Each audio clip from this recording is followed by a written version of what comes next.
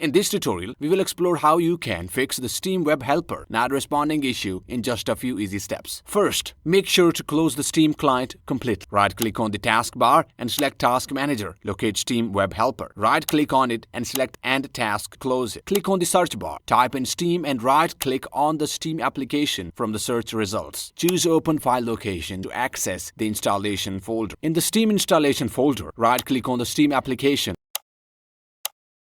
and select Properties. Navigate to the Compatibility tab. Click on Run Compatibility Troubleshooting. This will start detecting any issue with Steam. You can select Try Recommended Settings if prompted. This may help resolve the Steam web helper issue. If the troubleshooter works, click Yes to save these settings. Not, you can select No and try different settings. If the first method did not resolve the issue, you can apply a different approach. Go back to the Compatibility tab, check the box for Run this program in Compatibility Mode 4 and select Windows 7. Ensure the Run this program as an administrator option is checked. Click Apply and then OK. Now restart your Steam client. This should help fix the Steam web helper not responding issue. And that is it. You should now be able to use Steam without encountering the web helper not responding issue.